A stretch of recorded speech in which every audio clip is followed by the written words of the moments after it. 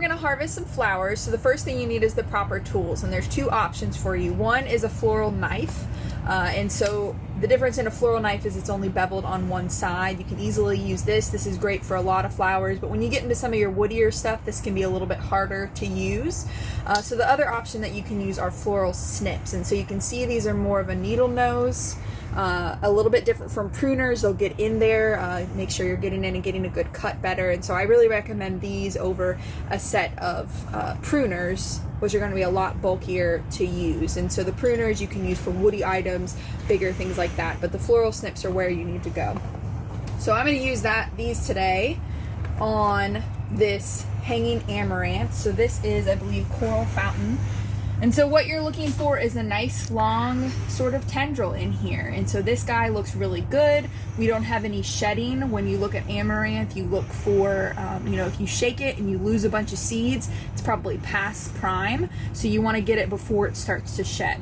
So these amaranth are unpinched, which is totally fine. And what we want to do is get some nice good stem length, because that ensures good stem length in the future, as well as getting something that's marketable now. And so your goal is 12 to 18 inches or more. The longer your stem length, the higher value of stem usually that is worth. So I'm gonna go way down here. I'm gonna go above a node, which is a set of leaves, and you can see a shoot is already forming here. And so by cutting right here, I'm gonna force this guy out and force another long stem to happen. So cutting right above. Cutting at an angle is ideal, but not absolutely necessary. And then we'll pull this out, we'll take him out of the tunnel, and we will strip his leaves off. And then it'll be ready to go into a bouquet or a bunch. Okay, so we've got some Queen Lime red zinnias here. You can see they've got a little bit of powdery mildew, which we're not too concerned about because it's not affecting the bloom yet, and we will strip these leaves off. And so when you harvest, you're looking for doing the wiggle test. Super scientific here, but you can see how that bloom isn't flopping over, where this one is a little bit more floppy, a little more bendable. That one is not ready. So this guy is ready. We're gonna take our snips and we're gonna get down in there, and we're gonna cut right above a node, and this is that main stem we pinched originally. So we're gonna cut way back into here. So what that does is it leaves a shoot to come out to get nice and tall and strong, and gives us that stem length that we want. And so we can keep moving on. This one passes the wiggle test, but these sepals have not quite unfurled yet, so we can leave him for another day or two. This one over here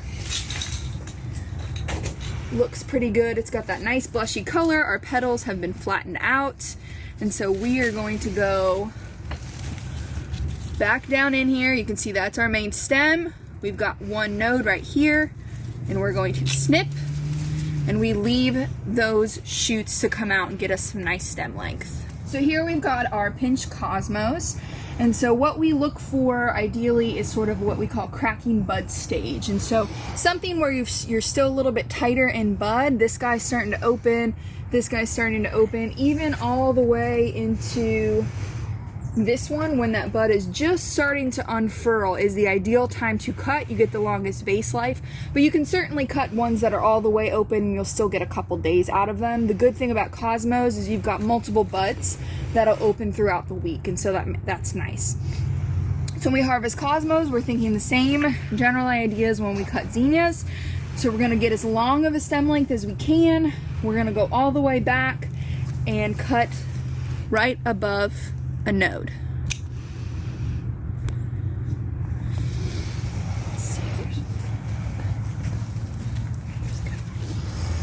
So this stem right here, we've got multiple buds on, and we're gonna take it all the way back to that main stem, right above a node.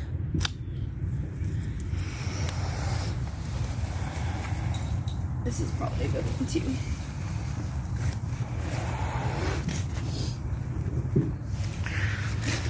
So we're gonna go, you get your main stem.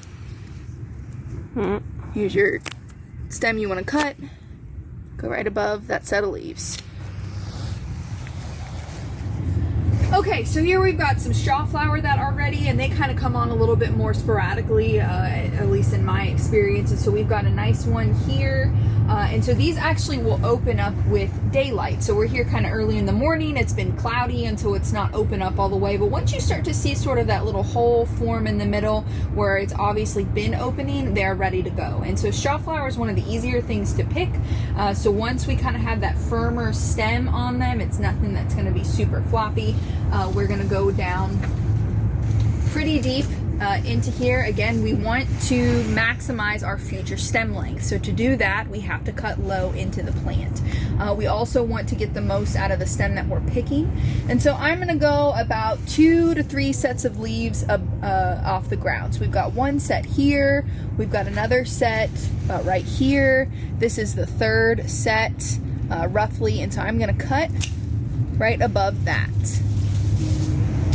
And then we will strip these leaves off, and you've got a nice straw flower. These are great for bouquet preservation. So they dry exactly the way they look. They keep their color really well. So this is a great way to extend your season by growing straw flower, drying them, and then having those available in the winter months. Another thing we want to point out is straw flower tends to have some disease issues, and so it kind of can come in sporadically. You'll start to see this yellowing, and so we're thinking possibly fungal, but we're waiting on the lab to get back. But what I want to point out here is that we still have a good bloom, and you can see that's starting to open here with the sun and with the heat. And so we can go ahead and cut this. I'll want to sanitize my shears afterwards, so anything that looks diseased, cut it last, and then do a little sanitation on your shears, on your snips when you're done. But we can go ahead and go in here and cut, and we'll strip all those leaves off, and we've still got a good solid bloom. So we need some foliage and some whimsy for our bouquets, and so we've got some coleus, and this is papyrus grass, but anything fluffy, I mean, if you see some cool looking weeds out there, you can pick those and kind of add a little bit of dimension to your bouquets. So we're going to go in here. Papyrus is going to come up from the root system, so we're just going to cut it all the way back to the crown. And just cut kind of whatever looks good, doesn't have too much brown on it. And then with coleus, Coleus is a good one. With coleus, you want to be careful to make sure it stays in water. It will wilt fairly quickly out of water, so as long as you've got it down in a vase, it should be good to go. But on this one, you're going to cut again right above a node and strip all your leaves off. So for most of your market bouquet styles, having 3 to 5 foliage stems usually does it, depending on the size of bouquet you want. The more color you have and interest, you can cut this one with bloom on it and treat it more like a bloom than a foliage.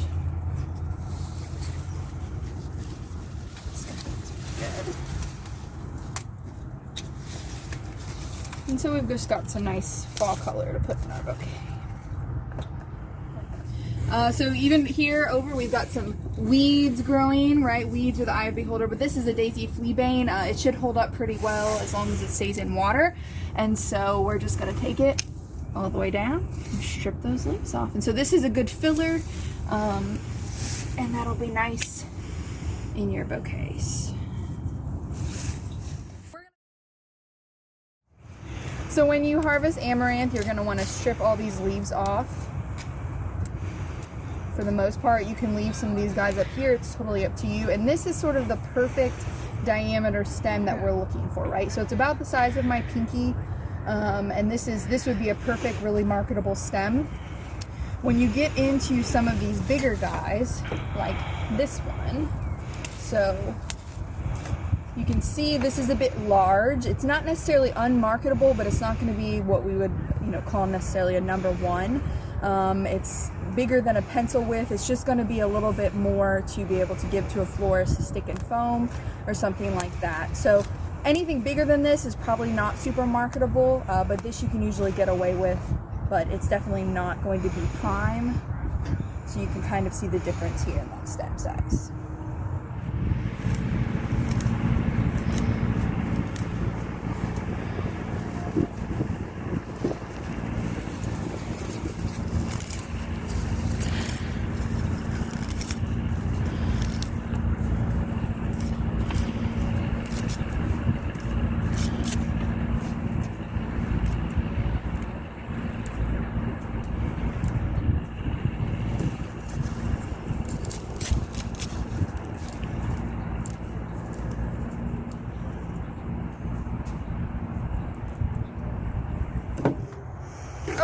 So when you are stripping leaves off your cosmos, it sort of depends on how you're going to use them, but essentially you can leave usually kind of that top set of leaves. Cosmos tend to float in your arrangement, and I'll show you what that means here in a second, but you're floating them, and so they're going to be higher up, and you don't need to strip the leaves off super high. So this guy's got several buds on him. You're going to strip off anybody too low, and you can leave these sort of as one stem if you would like to, or you can strip it down to a single stem. But one stem, you've got multiple buds, that makes this very marketable. This is a really great marketable stem, and so that would be something that I would put in a bunch and or a bouquet. One thing to note is that if you do have somebody a little bit short, right, so these guys probably we're not going to leave, they're so much shorter than everyone else, so really this is going to be our only stem. So this isn't necessarily long enough to sell wholesale, but it's definitely long enough to put in a mason jar or something like that. And so just when we say it's unmarketable, if the bloom still looks good, you can definitely make money off this. It's just not something you're going to put in a bunch for wholesale. So then when we look into our zinnias, when we strip these, we strip all of the leaves. Normally zinnia leaves can get destroyed pretty easily by powdery mildew, insect damage. You see all kinds of problems with zinnia leaves, and so I'd want to take them all off when possible. And we want a nice stem, and I would recommend cutting off any little stubs that you might see on there.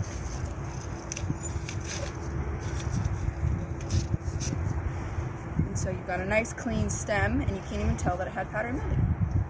We're gonna make a really quick market bouquet, and the more you do these, the faster you get at them. And so I like to kind of have everything separated by your grouping, and everybody does things a little bit differently. So we've got our foliage here, and I will start with 2 pieces of foliage, and we're gonna do a whorled bouquet. And so you sort of start with an X, and then you just kind of pile your guys in here. And so we have our zinnias, can be, some people will call them a focal, some people will call them a filler, depends what else you have in your bouquet, but in this case scenario we're going to use them more as a focal. So we're going to start layering them in. Your straw flower again can be focal or filler depending what's in here. And I'm going to keep putting them all in the same direction. So then what you do as you go is you spin your bouquet around. Your cosmos are your more airy elements, so I'm actually going to put this up a little bit higher than everybody else because I want them to kind of peek out over the top. And then your daisy fleabane can be more of a true filler. And so you're just going to kind of shove that in here a little bit lower just to take up some space. And our papyrus is again a little bit of an airy element, and so you can kind of pop it above.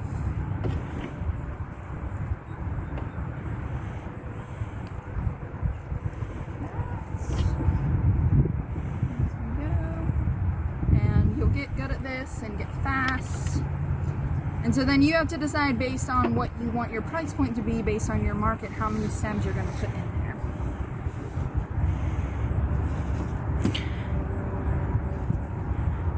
So how do you see is that these are starting to spiral around. We don't have any stems that are really crossing. We just have a spiral. Oh. So how do you decide on price point for a bouquet?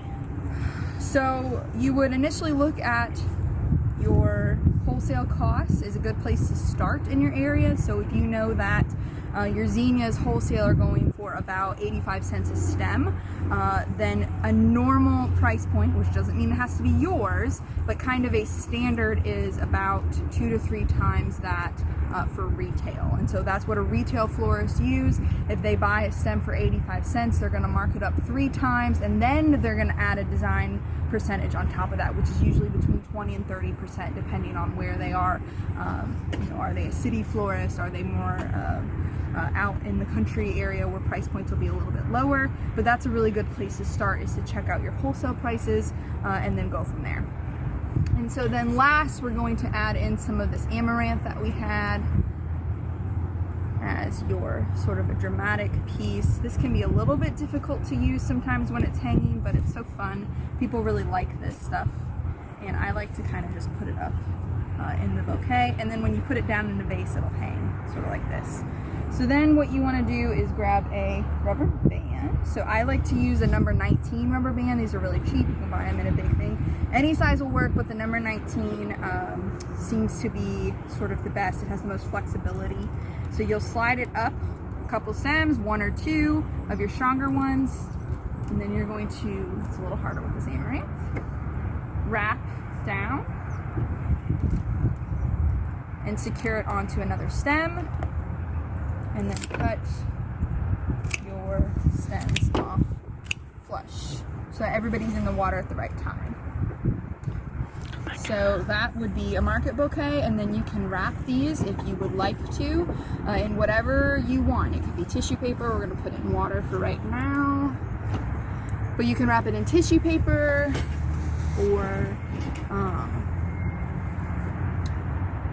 butcher paper, brown paper. You can also buy pre-made wraps. They're already in cone shape, or you can buy it by the roll, which is obviously cheaper, but it's going to take a lot more labor on it. So I'm just using my snips because I don't have a pair of scissors.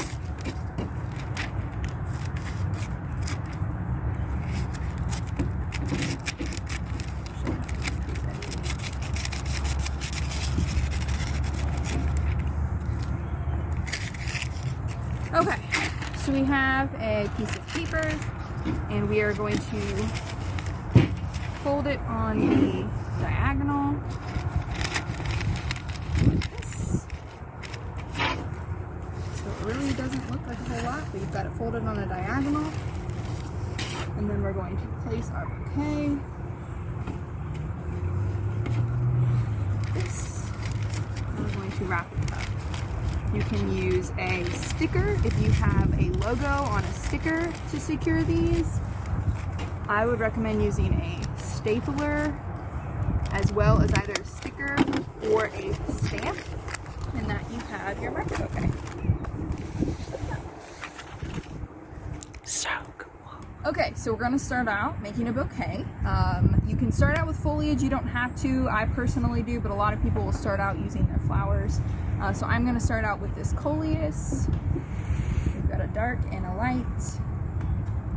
And so we're going to start with a cross, and this will be the only time we ever cross our stems, because our goal is to sort of create a spiral of stems, which is pretty easy to do, but the first couple times you do it, don't get too discouraged.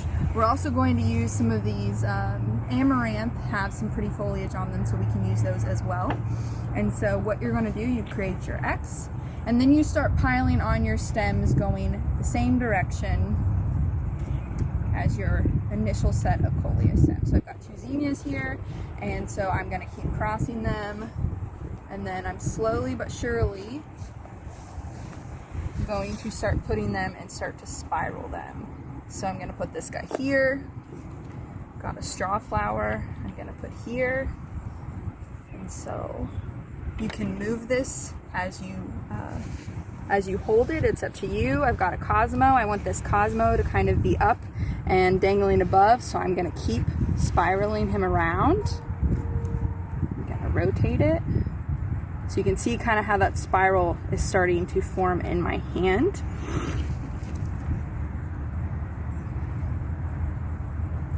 It's not the easiest thing to videotape. Putting my focal zinnias in there. I've got this papyrus. I want it to sort of show off a little bit, so I'm going to kind of dangle it up here above. I'm going to keep twisting this bouquet around as I go. Putting some more cosmos in. Zinnias. Some more amaranth. I've got this coleus that has this nice little bloom spike on the top, and so I'm going to want that guy to poke out the top. And you can see how this spiral is starting to form. And you've got a pinch point right where you hold your hands.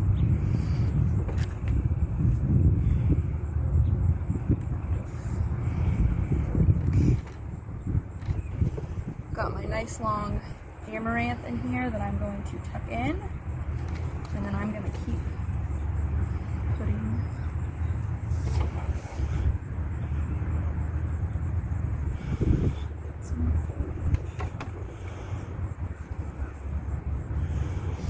Some arrangements like that.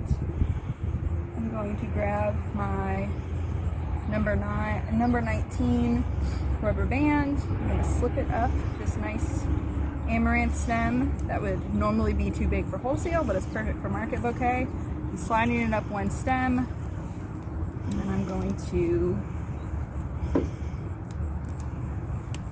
well, break it.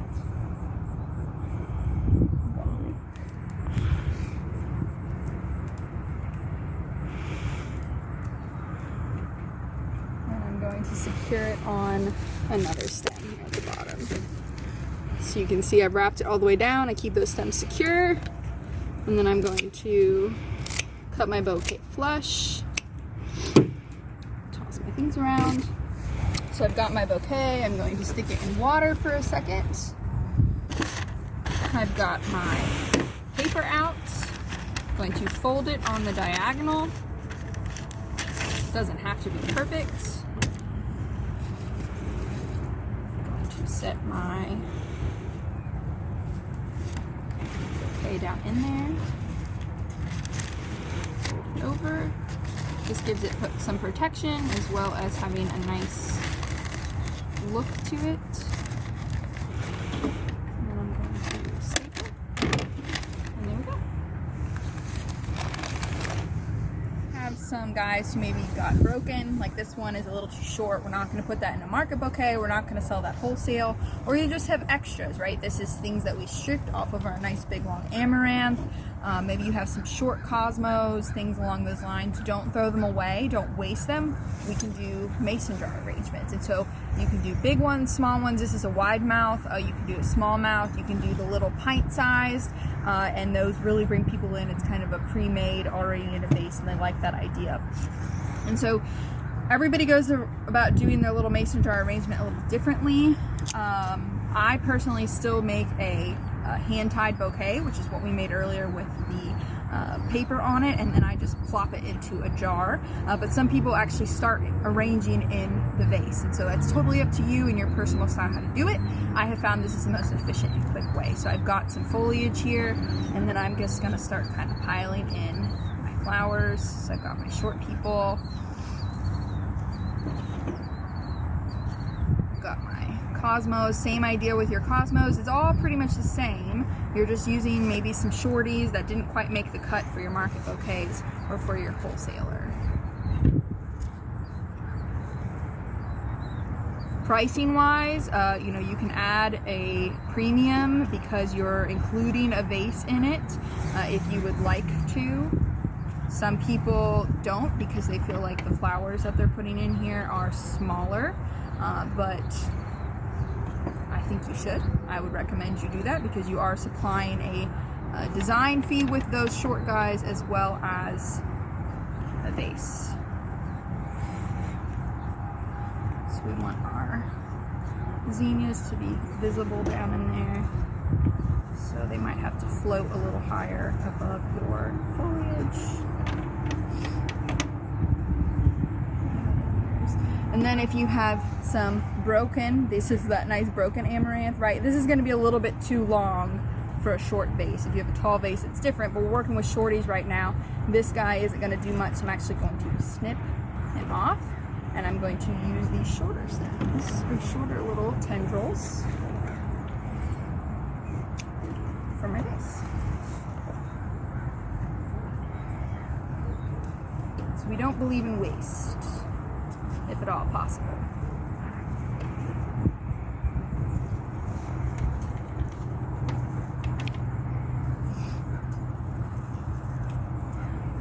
So I've continued that spiral. You can see my pinch point, continued that spiral, and I just keep putting things in from the same direction. Doesn't matter if you're left-handed or right-handed, it all works the same way. All right, so then I'm going to cut my stems off short to fit into my jar. And you just plop it down in there. And there you have it.